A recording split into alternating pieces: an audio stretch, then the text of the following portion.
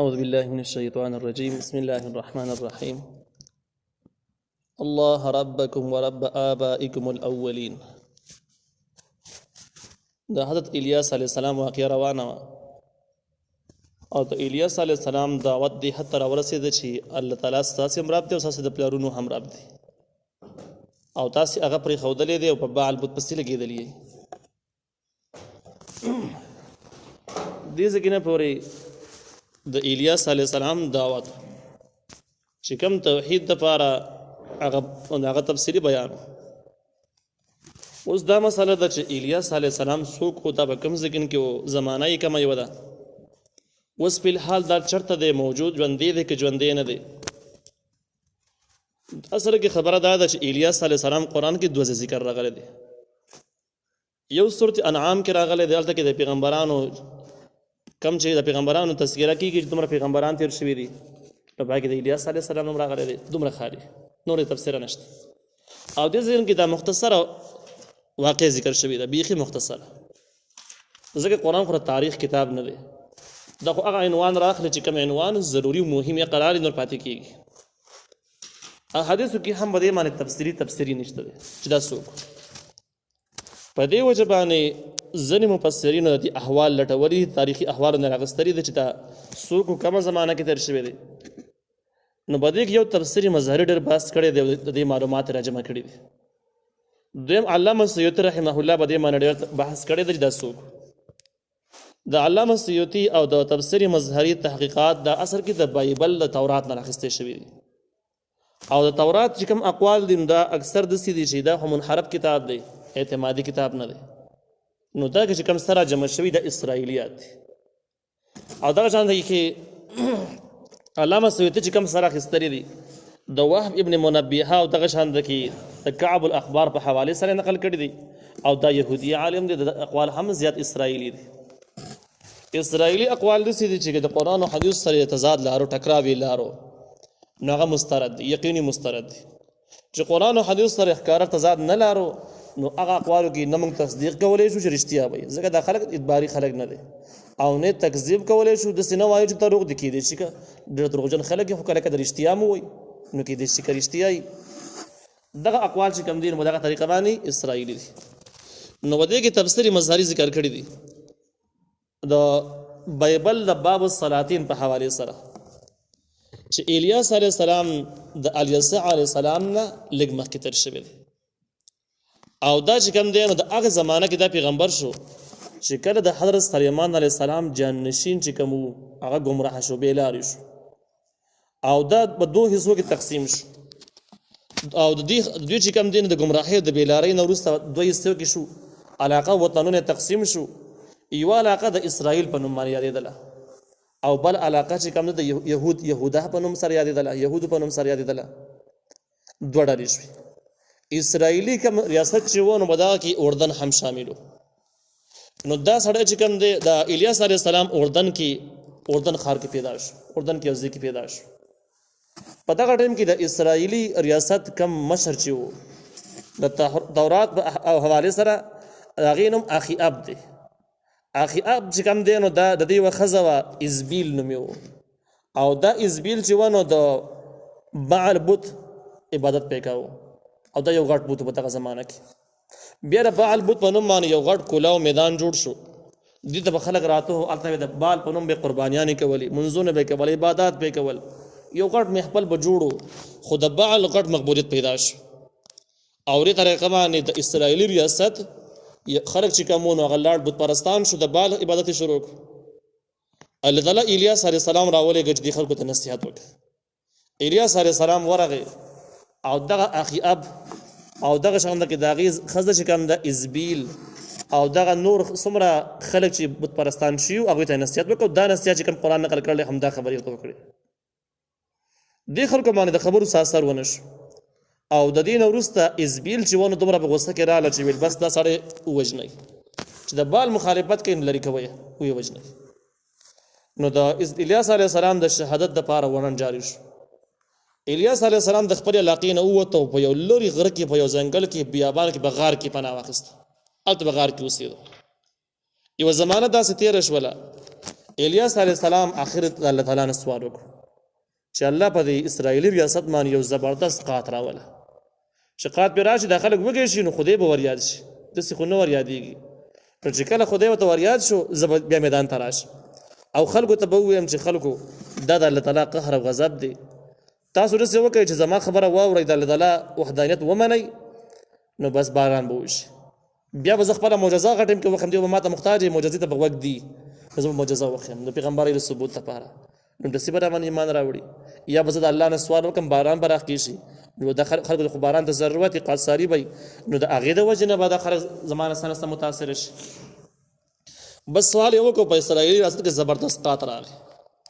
د قات نه وروسته الیاس علیه السلام راغی او د دې ازبیل او د دغه اخي اب سره ملاقات وشو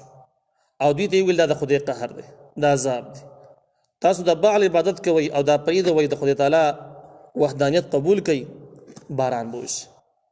ازبیل ورته وویل چې زما د کم بعل بت چې کم دی بعل خدای چې د دې په اصطلاح کې و د دې بعل په دې علاقه کې تقریبا 400 پیغمبران رالیږلي جعلي پیغمبران دروغجن وو چې هغوی به ویل چې موږ دې بعل رالیږلي یو چې تاسې خلکو ته دعوت پکې هسې نقل یې کوه دوکې یې کولې نو هغه پیغمبران به زه راوغواړم د هغې څه پکې مشوره وکړم چې ته ستا خبره واورو که وانه اورو نو بس الیاس علیه السلام ورته ویې راویې غواړئ نو 400 کسان حاضر شو تاسو څوک یې موږ د بال خدای رالیږلي یو پیغمبران هغې ورته ویل چې تاسو د خدای تعالی پیغمبران وایي نو زموږ او تاسو منځ کې خبره ورو اسانېږي اوس داسې کار به وکړو تاسو هم قرباني وکړئ دا 400 پیغمبران چې کوم جعلي وو او زه هم قرباني وکړم بیا ګورو چې چا قرباني قبلېږي هغه زمانې قرباني قبلېدلو طریقه دا وه چې اسمان نه به اور راښکته شي وبېسېږو نو لکه تاسو پیغمبران وایي تاسو به اوچت خلک یې ټیک ته راځئ قرباني به وکړو تاسې هم وکړئ زه به قرباني وکړم چې د چا قرباني قبول شي هغه په حقه چا قبول نه شو په ناحقه نو اسانه طریقې دا ده نو دغه کسانو سرونه ښکته کړل چې زموږ دا خبره که څه رښتیا کېږي اوس ښکاره کېږي دا دوکه ښکاره کېږي بیا هم انکار یې خو ځکه نه شي کولی چې هلته کې بستر باندې حزبیل ښځه وه او دغه اخي اب بادشاه دی انکار خو یې نه شي کولی زه ټیک تم جلعاد نومې غار ته دوی وختل او چې هغې ته وختل نو بس دوی قرباني پیش کړله دغه 400 کسانو چې د یوه قرباني ته هم ور راښکته نه شو ویې نڅېدله همدغه شان پرته وه د هغې نه بعد الیاس علیه السلام قرباني پیش کړه او د الیاس علیه السلام د قرباني د پیش کولو نه بعد ور راښکته شو دی وسېزله او د دغه سزرو نه بعد چې کوم دی نو الیاس علیه السلام دوی خلکو ته وویل چې وس وایي زه پیغمبر یم که نه یم او تاسو دروغجن یې که نه نو دغه 400 کسان په خپله ناروا باندې کلک شو او ویل چې نه اوس یې موږ نه منو زموږ یقین رانه هغې نه یې منو هغه ویل ښه نه یې منئ په جلعاد نومې ځګین کې الیاس علیه السلام خپل ملګرو ته وویل چې ویې وژنئ د 400 کسان یې قتل کړو او د هغې نه د ځمکه خالي کړله چې اصل کې فتنه تاسو وي تاسو دروغجن یې تاسو خو پته ولګېدله چې اوس خبره ښکاره ده نو ولې رښتیا خبره نه کوئ که مخکې نه وئ خبر نو اوس خبر یې ولې پیغمبري نه منئ ولې د الله تعالی وحدانیت نه منئ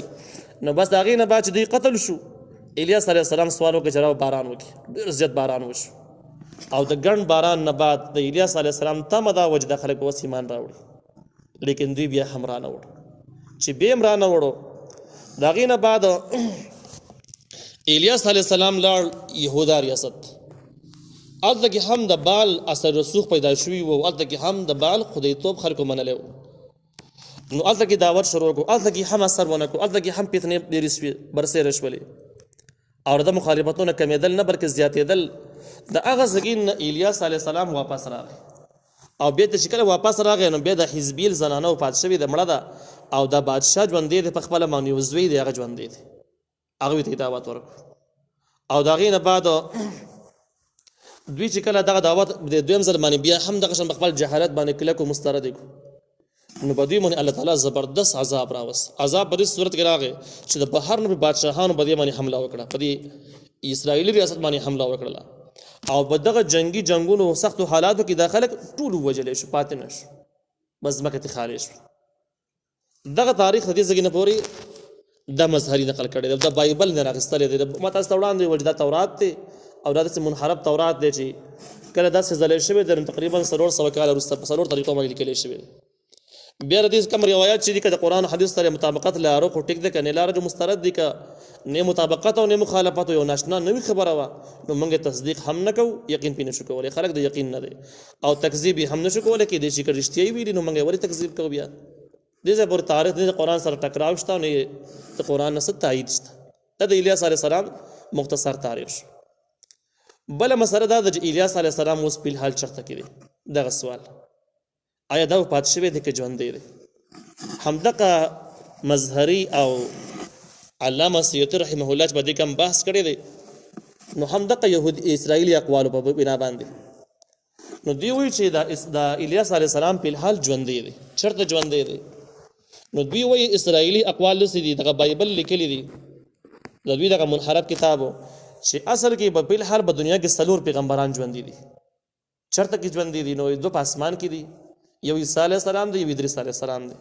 او 2 په ځمکه باندې دي. په ځمکه چې کوم ژوندي دي یو پکې الیاس علیه السلام دی او یو پکې خضر علیه السلام دی او د عزیر علیه السلام دی. دوی په اصطلاح کې بیا ځینې وایي چې نه په دې کې دا بس اسمان کې چې کوم دي نو په دې کې دا الیاس علیه السلام اسمان ته ختلی دی او په داسې اسمان یو سور و چې هغه اس د اور نه جوړو. دوی وایي بره تللی دی. بیا چې کله یحیی علیه السلام پیدا شو نو د خو چونکې په خپل کتابونو کې لیکلي وو، نو یحیی علیه السلام چې کله پیدا شو نو دوی راغلو، یهودیان راغله تپوس یې کوي چې ته الیاس علیه السلام؟ هغه وایي نه زه الیاس نه یم، زه یحیی یم. نو دوی شهید کړو او هغه یې ووژو. نو دې ځای کې نه دا د دوی خبرې شولې. اوس دا تحقیقي مضمون څه دی چې د دې خبرو موږ تصدیق څومره حده پورې کولی شو نشو کولی، باقي مفسرینو سره لیکلي. نو په دې کې لوی محقق امام ابن کثیر رحمه الله په تفسیر ابن کثیر کې لیکلي دي چې د اسرائیلي د اقوال چې څومره دي نو قرآن او حدیث سره خو څه مناسبت نشته، هغې نه خو تایید د سره نه کېږي. اخوا خبره دا ده چې موږ دوی په کومه درجه کې ومنو؟ نو وایي د منلو د عقل نه وایي د دوی خبرې ډېرې لرې دي، منلو ته نږدې نه دي، ډېرې لرې دي. تکذیب یې نشو کولی، خو خبر دا ده چې عقل یې هم نه رالي، نو په نقل سره هم ثابت نه دي او د عقل نه هم ډېرې لرې دي. خلاصه د خبرې دا شوه چې الیاس علیه السلام ژوندي پاتې کېدل فلحال په اسمان کې یا بزمکه کې د عقل او نقل نه دواړو نه لرې دي. ممکن نو د غالبه دا ده چې دی به وفات شوی، چېرته به یې قبري خو موږ ته معلوم نه دی، تاریخونه نه دی راغستلی. دې ځای کې نه پورې دا د الیاس علیه السلام حالات شو، د هغې دعوت دی. الله تعالی وایي فکذبوه، نو دی دروغجن وګاڼو. الیاس علیه السلام چې کله دعوت ورکړ، اولین دعوت یې په اسرائیلي ریاست کې ورکړی دی، نو دروغجن وګڼلی شو. فانهم لمحضرون، یقینا دوی به خامخا حاضرېږي عذاب ته.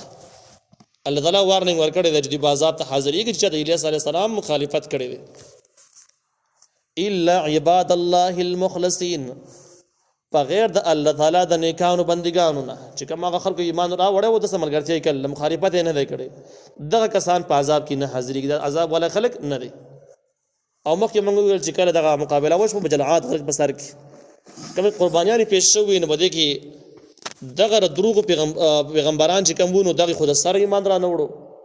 او باقي ځینې کسان په دغه ټیم کې په سجده باندې پرېوتل، ایمان یې راوړی دی. بیا د الیاس علیه السلام مرسته یې کړله او الیاس علیه السلام په حکم باندې بیا دغې کسانو دغه 400 کسانو وجلي هم دي. نو په دې کې ځینې کسان په ایمان راوړی دی. وترکنا موږ پرېښودو علیه په ده باندې فی الاخرین، په وروستنو خلکو کې سلام علی الیاسین، چې سلامتیا دی په الیاسین باندې. الیاسین د الیاس علیه السلام دویم نوم دی په حواله د تفسیر معرفت القرآن باندې. نو خلق د الیاس علیه السلام باندې سلام وایي، کار څوک وایي چې الیاس علیه السلام، د علیه السلام کومه دعا چې ده نو دا په الیاس علیه السلام باندې د سلامتیا دعا ویل شو، همدغه خبره شو. انا كذلك نزل المحسنین، یقینا موږ دغه شان بدله ورکوو نیکانو خلکو ته چې کومو خلکو د دین دپاره کار کوي، نیکان خلک د هغې صفت هم کوي او نیکان خلک هغې دپاره دعاګانې هم غواړي، او دا قیامت پورې به دا طریقه دغه شان جاري. انه یقینا دا الیاس علیه السلام من عبادنا المؤمنین، زمونږ د بندګانو مؤمنانو نه و، یعنې دا یو مؤمن سړی و.